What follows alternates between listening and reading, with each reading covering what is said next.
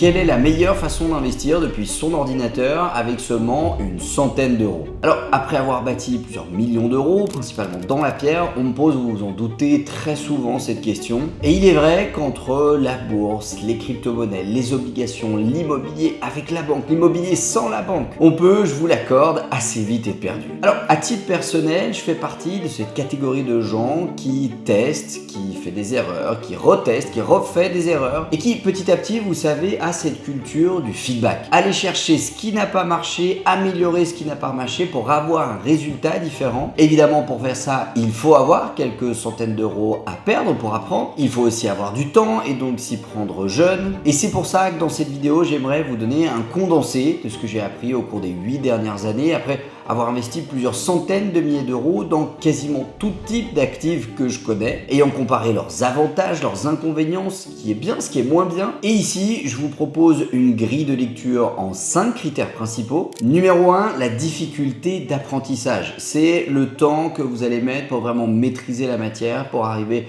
à aller chercher de bons rendements et des rendements stables sur la durée. Numéro 2, la balance bénéfice-risque. Évidemment, le bénéfice et le risque sont toujours reliés, mais il y a certains actifs qu'on va dire plus risqués, où le potentiel de gain est plus important, mais où le risque est aussi beaucoup plus important. Et il y a donc des catégories d'actifs qui sont faites pour les gens très sécus et d'autres pour les gens très sportifs, en tout cas qui sont prêts à miser gros pour gagner gros. Troisièmement, la liquidité. C'est la facilité que vous allez avoir à récupérer votre mise en vendant votre investissement, en vendant votre actif. On dira qu'un actif est très liquide s'il suffit de cliquer sur un bouton quasiment n'importe quand pour le récupérer. Et on dira qu'il est très illiquide si jamais vous ne pouvez pas récupérer votre mise via un contrat sur 5 ans, sur 10 ans ou peut-être même plus que ça. Quatrièmement, l'efficacité fiscale. On sait qu'il y a certains investissements qui vont permettre de faire de la déduction fiscale, de payer moins d'impôts sur le revenu, ou alors qui présentent des dispositifs, des supports d'investissement qui ont des avantages fiscaux, et c'est aussi quelque chose à prendre en compte. Et enfin, cinquièmement, la volatilité de l'actif, qui est un peu le contrario de la stabilité de l'actif. Plus un actif est volatile, plus ça veut dire qu'il connaît des plus hauts et des plus bas avec une grande distance et de manière très régulière. Plus il est stable, plus ça veut dire que son prix, peut-être qu'il va vers la hausse, mais en tout cas il va vers la hausse tout doucement, un petit peu chaque jour, et son prix varie peu d'un mois à l'autre, que vous le vendiez aujourd'hui ou dans 30 jours, ce sera à peu près la même chose. Et on va analyser ces 5 critères pour 5 catégories d'actifs différents. Numéro 1, les actions individuelles. Numéro 2, l'or. Numéro 3, les REITs. Numéro 4, le private equity. Et numéro 5, les ETF. Ce sont tous des investissements que vous pouvez acheter pour une centaine d'euros à l'heure où je tourne cette vidéo. Ils sont de fait accessibles. Il suffit en général de se créer un compte sur un broker en ligne ou de votre banque, un compte titre par exemple, de mettre vos premiers 100 euros dessus et d'acheter vos premières actions, premiers ETF, etc.,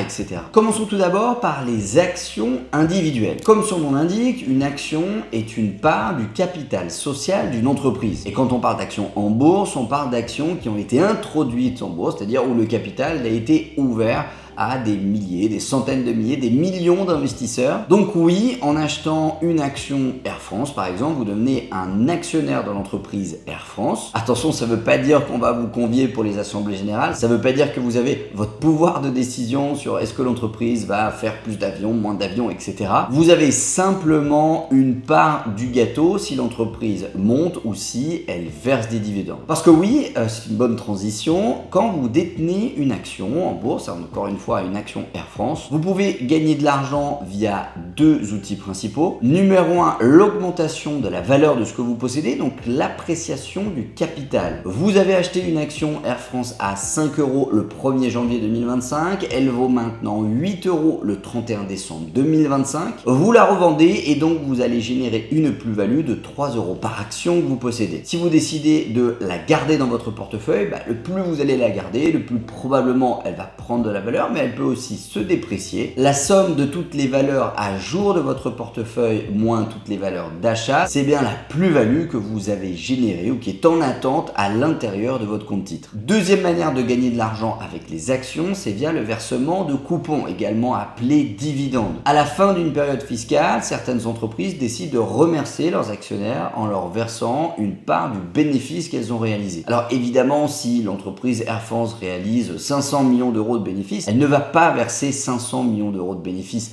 à ses actionnaires. Elle va en garder un bout pour les investissements, un bout pour la restructuration d'entreprise, pour faire de la croissance externe, et il y en aura une petite partie qui ira aux actionnaires, raison pour laquelle en général les actions qui versent des dividendes sont plutôt des entreprises d'une taille très conséquente. Vous avez même des classements pour les entreprises, ce qu'on appelle les aristocrates dividendes, les entreprises qui versent des dividendes depuis un certain nombre d'années, les Kings Dividends. Je vous laisse checker tout ça sur internet avec ChatGPT, vous allez trouver ça très facilement. Donc les gens achètent des actions pour s'exposer à la croissance d'une entreprise. Si moi par exemple je marche dans la rue et je m'aperçois que Renault dernièrement, ils ont sorti de très très beaux modèles et je suis persuadé qu'il y a de plus en plus de gens qui vont se tourner vers Renault, que les véhicules ont pris de la qualité et que j'aimerais faire partie de l'aventure, je peux ouvrir mon compte titre, que ce soit eToro, Trade Republic, De Giro ou que sais-je, mettre 100 € à l'intérieur de ce compte titre et acheter une ou deux actions Renault et ainsi m'exposer à la croissance de cette entreprise, en tout cas exposer mon capital à la croissance de l'entreprise. C'est-à-dire que si l'action Renault fait plus 20% en 6 mois, mon capital, ce sera pareil. Et si l'action Renault réalise un bon résultat et qu'elle verse des dividendes, eh bien j'en toucherai une partie. Pour ce qui est maintenant de notre tableau, au niveau de la difficulté d'apprentissage, je mettrais plutôt un niveau difficile pour la simple et bonne raison que des actions, il y en a pléthore. Et au sein de cette grande famille d'actions, il y a plein de sous-catégories d'actions. Il y a ce qu'on va appeler des valeurs défensives, ce qu'on va appeler des valeurs plutôt de croissance. Il y a ce qu'on va appeler des piliers économiques, d'autres qu'on va appeler des rendements faibles. Il y a plein de sous-catégories et il est assez difficile de s'y retrouver. Entre en plus les small caps, les méga caps, en fonction de la capitalisation boursière de l'entreprise. Il y a pas mal de paramètres à analyser et je dirais que pour vraiment maîtriser le monde des actions et arriver à investir intelligemment ces fameux 100 € dans des actions individuelles, ça prend quand même un certain temps et ça nécessite un petit peu de travail. Au niveau de la balance bénéfice-risque, je vais mettre ici plutôt neutre pour la simple et bonne raison que vous avez certaines actions qui sont très bons pères de famille, qui font une faible croissance chaque année, mais qui versent des dividendes de façon régulière, qui sont déjà très établis. Je pense à Coca-Cola, par exemple, investir dans Coca-Cola. Demain, qu'il y ait la guerre, qu'il y ait une période glaciaire ou je ne sais quoi, on consommera toujours du Coca-Cola. À l'inverse, si vous allez sur des valeurs de croissance, des startups, il faut un petit peu plus s'y connaître et dans ce cas-là,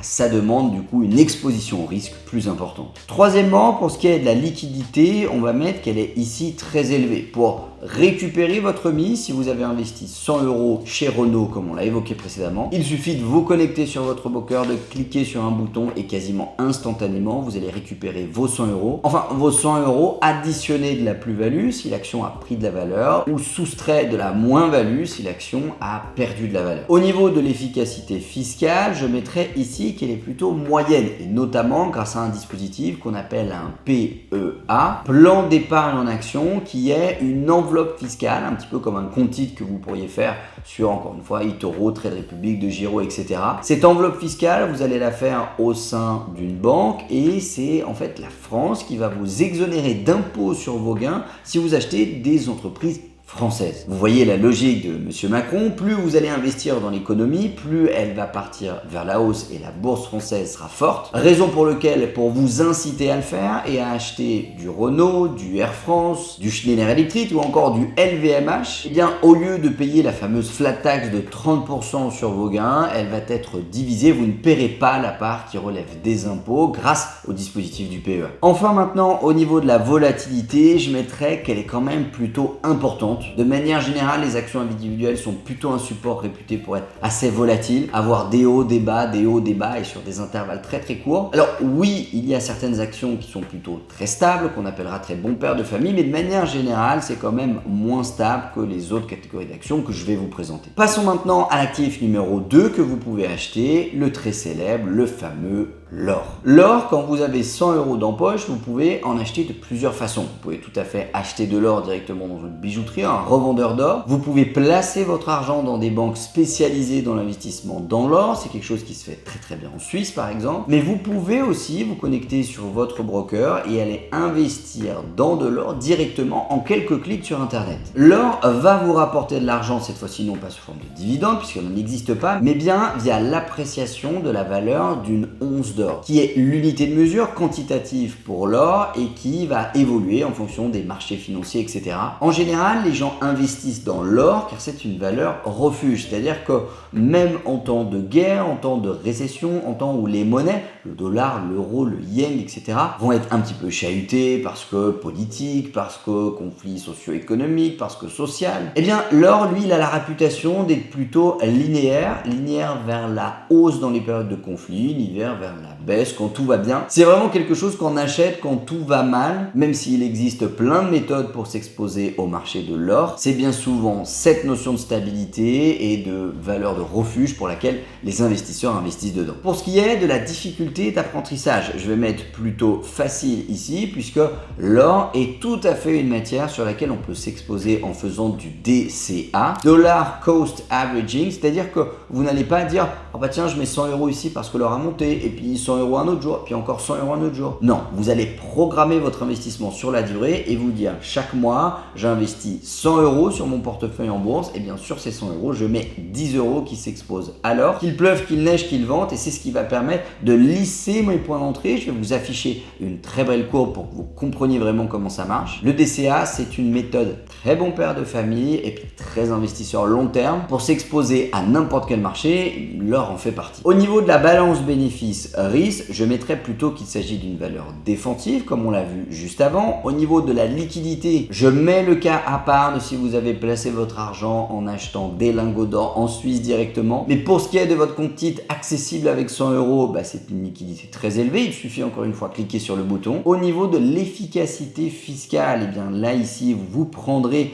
la fiscalité de plein fouet, raison pour laquelle elle est plutôt faible. Et au niveau de la volatilité, je dirais ici qu'elle est plutôt faible, même si c'est vrai qu'il y a eu des périodes où l'or a été un petit peu chahuté, on peut le dire. De manière générale, ça reste quelque chose qui bouge pas énormément et c'est la raison pour laquelle d'ailleurs les gens achètent de l'or. Si vous étendez une courbe à horizon de 20 ans, vous verrez que l'or n'a pas énormément bougé en termes de volatilité, malgré qu'il soit plutôt allé vers une courbe haussière. Parlons maintenant de ce qu'on appelle les REITs, R-E-I-T-S pour Real Estate Investment Trust. En anglais, fonds d'investissement immobilier, ce sont encore une fois des actions d'entreprises qui sont spécialisées dans l'investissement immobilier. Alors attention, je parle d'entreprises beaucoup plus grosses que la SCI de votre tonton, bien sûr. Ici, on parle de mastodontes, des entreprises qui possèdent des centres commerciaux, que ce soit les Galeries Lafayette, la Part-Dieu à Lyon, ou encore Plan de Campagne dans le sud de la France, de très très grosses entreprises qui construisent des immeubles d'habitation, des immeubles commerciaux, des immeubles de bureaux, plusieurs milliards d'euros de patrimoine immobilier au total. Ces entreprises, elles ont toute une équipe qui rénove l'immobilier qu'ils achètent, une équipe qui gère les loyers, une équipe qui trouve les opportunités. Et vous pouvez faire partie de l'aventure en achetant des actions de ces entreprises. Alors, il en existe plein. Encore une fois, ChatGPT vous fera la liste très facilement. Il en existe sur le marché européen, il en existe sur le marché américain. Et plutôt que d'aller investir dans l'immobilier et contracter un crédit, chose que peut-être vous n'avez pas envie de faire, eh bien vous pouvez vous exposer au marché de l'immobilier en achetant des actions d'entreprises qui, elles, s'exposent au marché de l'immobilier, qu'ils soient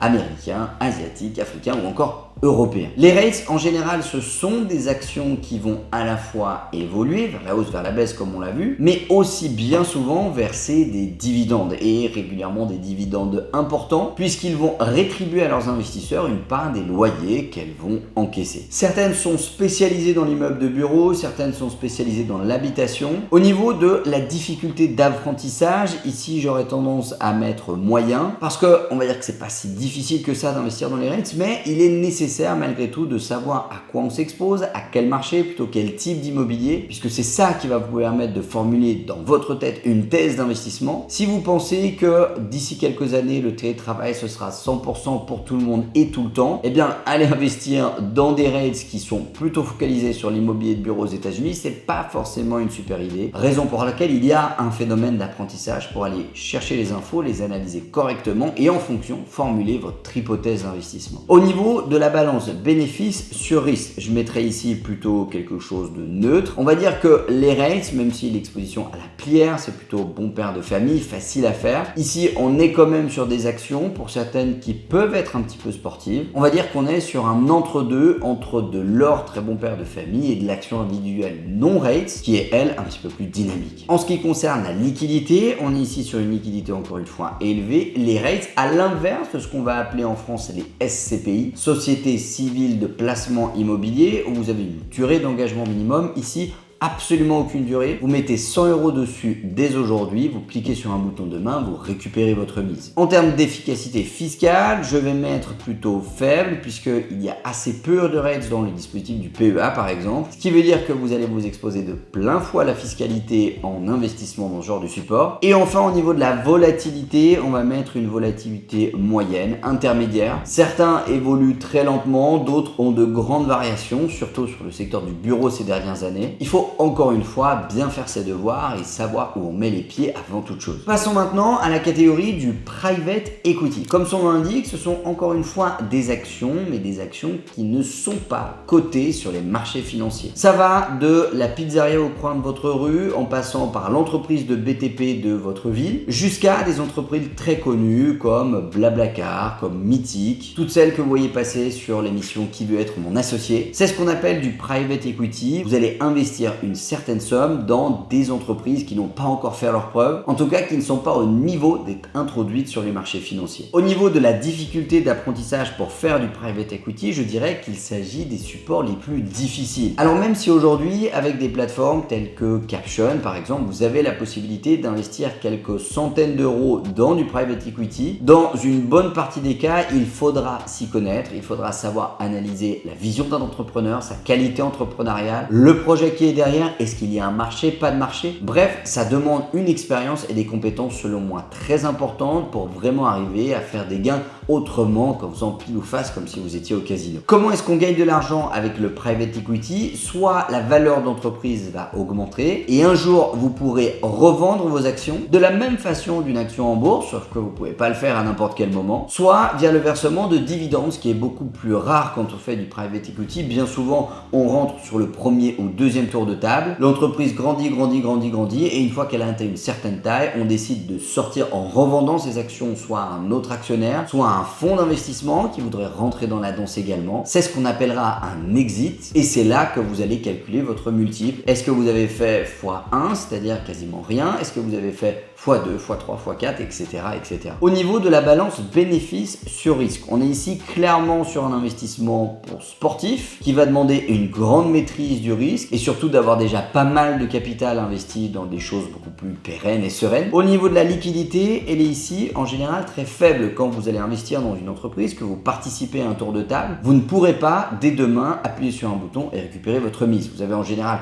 une durée d'engagement de plusieurs années à respecter, d'où une liquidité plutôt faible. Au niveau de l'efficacité fiscale, je mettrai ici encore une fois plutôt moyen parce que quand vous allez générer une plus-value, si vous réinvestissez vos gains sous une certaine durée, alors vous serez exonéré de certains impôts. Et au niveau de la volatilité, je mettrai ici qu'elle est plutôt très élevée. On a vu des actions prendre de la valeur à vitesse grand V en quelques semaines, puis ensuite complètement perdre leur valeur, puis reprendre de la valeur, puis complètement perdre de la valeur. Bref, la traduction d'une volatilité élevée ici, si vous investissez dans du private equity, ne comptez pas récupérer votre mise rapidement et ne comptez pas suivre tous les jours de la valeur de votre entreprise parce que c'est impossible. Enfin, dernier support qu'on va analyser dans cette vidéo, ce qu'on va appeler les ETF pour Exchange Traded Fund ou fonds d'investissement en anglais, qui est en fait un panier de différents actifs financier. Un ETF, c'est un ensemble. Imaginez, c'est comme le panier garni que vous allez acheter au marché où il y a dedans des tomates, des courgettes, des carottes, etc., etc. Et bien ici, c'est pareil, sauf qu'à l'intérieur, vous allez retrouver des actions, peut-être des actions d'une certaine partie du monde, des actions d'un certain secteur. Vous avez des ETF d'actions sur le luxe où vous allez avoir dedans du LVMH, du Hermès, du Kering, etc., etc. Vous avez aussi des ETF qui sont indexés sur un indice boursier. Par exemple, exemple un ETF indexé sur le S&P 500. Un panier dans lequel vous allez avoir un petit bout des 500 plus grandes entreprises aux États-Unis. Vous avez des ETF indexés sur le CAC 40 pour les 40 plus grosses entreprises françaises. Vous avez des ETF de valeurs émergentes. Bref, vous avez des ETF de tout et n'importe quoi qui existent. Ce sont en général des grosses banques qui vont gérer ces ETF pour vous. Pensez à BlackRock, penserez à Vanguard ou à Amundi. Ce sont des supports d'investissement qu'ils vont créer dans lesquels ils vont mettre un certain panier d'actions. Et vous, plutôt que d'acheter chacun des légumes qui se trouvent dans ce panier, vous allez acheter un bout du panier directement. La plupart des investisseurs s'exposent aux ETF puisque de par leur configuration, vous avez une exposition qui est très diversifiée. L'adage boursier très connu qui dit ne pas mettre tous ses œufs dans le même panier, et bien ici on va dire qu'il est plutôt très respecté avec les ETF puisque en achetant dans un ETF indexé sur le S&P 500 encore une fois, vous allez avec vos 100 € vous exposer aux 500 plus grandes entreprises aux États-Unis, ce qui en fait du coup un support très diversifié de nature. Vous pouvez gagner de l'argent en revendant des parts d'un ETF qui a pris de la valeur, mais il y a aussi certains ETF qui versent des dividendes. Les deux existent, à vous de vous renseigner de prime abord. Au niveau de la difficulté d'amortissage pour investir dans les ETF, on est vraiment ici sur un support très facile. C'est d'ailleurs bien souvent des ETF qui sont conseillés à des investisseurs débutants parce que très diversifiés avec un risque très modéré. Au niveau de notre balance bénéfice-risque, oui, il y a des exceptions. On peut avoir des ETF qui sont beaucoup plus risqués que d'autres, mais on est quand même sur des valeurs neutres à défensives. Je mettrai ici même plutôt défensives. On vient chercher en général dans un ETF de la stabilité et non pas du risque. Au niveau de la liquidité, on est sur une liquidité élevée. Il suffit encore une fois de vous connecter sur votre broker, d'appuyer sur le bouton et vous allez récupérer votre mise. Au niveau de l'efficacité fiscale, ici plutôt faible. Il n'y a pas vraiment de choses que vous puissiez faire, même si certains ETF sont éligibles au PEA. C'est quand même pas la majorité. Une bonne partie des ETF sur lesquels la majeure partie des investisseurs investissent sont des ETF américains, donc vous ne pourrez pas bénéficier du PEA. Au niveau de l'efficience fiscale, c'est pas ce qu'il y a de mieux. Et au niveau de la volatilité, on peut mettre ici qu'elle est plutôt faible, même si encore une fois il y a des exceptions. Investir dans les ETF, c'est une démarche assez bon père de famille si on doit résumer. Voilà un petit peu comment vous pourriez investir 100 € cette année. N'hésitez pas à vous renseigner, à faire vos recherches, à vous former sur le sujet. Tout investissement comporte des risques. N'investissez jamais d'argent dont vous avez besoin pour vivre. De mon côté, vous le savez, je ne suis pas un investisseur professionnel. Je vous partage ça uniquement via le fruit de mon expérience. Tout ce que je viens de vous dire et tout ce que vous entendrez sur internet n'est bien évidemment jamais une promesse de gain. Encore une fois, formez-vous, étudiez le sujet et j'espère que cette vidéo vous aura appris des choses. N'hésitez pas à mettre dans les commentaires ce que vous pensez de ce genre de sujet, je vous en ferai un petit peu plus si jamais vous poussez l'algorithme YouTube à mettre en avant cette vidéo. Sur ce, je vous dis à bientôt pour un nouveau topic, je vous souhaite plein de bonnes choses, c'était Tim, ciao.